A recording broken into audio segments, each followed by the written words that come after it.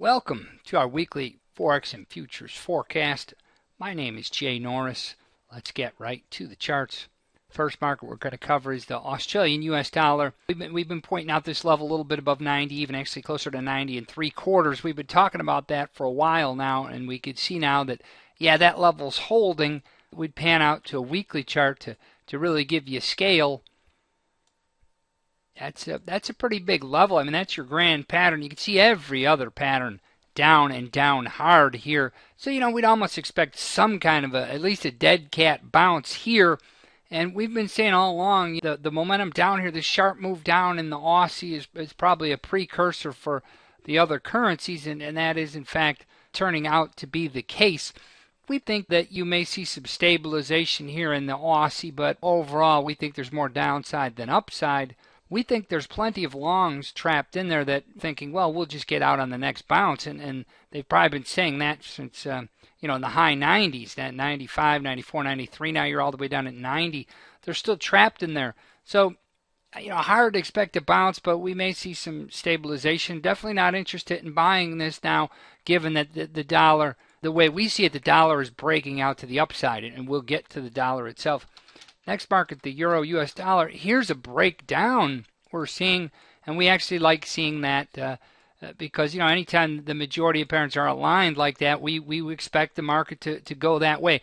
Technically, your day-to-day did actually shift lower overnight, so now that day-to-day pattern is down, so you really got everything bearish here, and we're excited because there's plenty of room down below.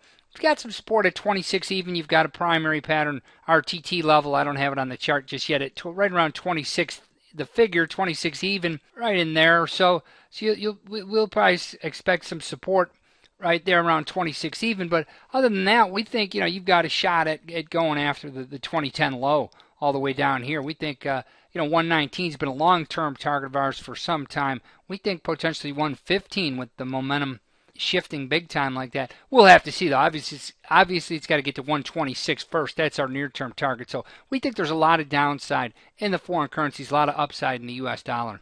Dollar yen, favorite market of ours. Great trading vehicle too. You can see it's breaking out to the upside. Here's a beautiful one. Here's why you want to trade with the majority of patterns.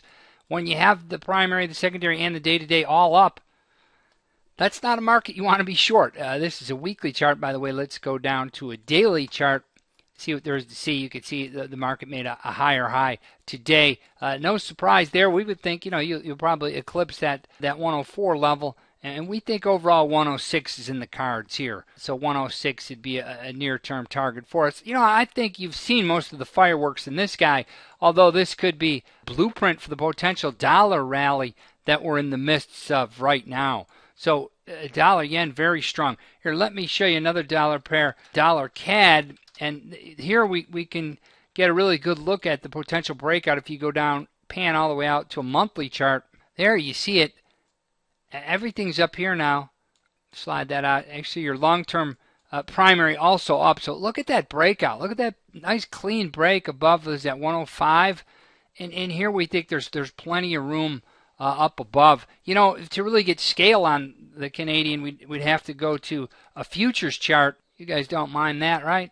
A futures chart, we're going to get more history. You go on a monthly chart here, scrunch it up like that. You go out, now we could see this market going all the way back 15 years or so, and you could see the downside here. Even if we were to get a 50% retracement, with 50% retracement of that move, which we think is possible, probably sooner rather than later, that's going to give you a downside target to down around 86, 70 for the future. So we think there's a lot of room up above in the dollar, a lot of room down below in the currency. So it's coming up. It's coming up dollar bulls here.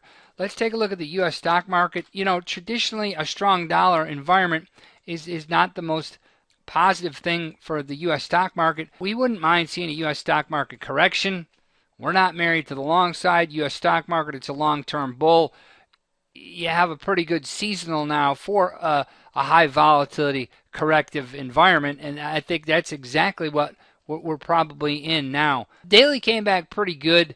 I see you're going to get that second close above that level. That's key. So, you can't write off the bull, that's for sure. You have to keep an eye on it, but to me, the action is in the dollar. Let's take a look at the gold market.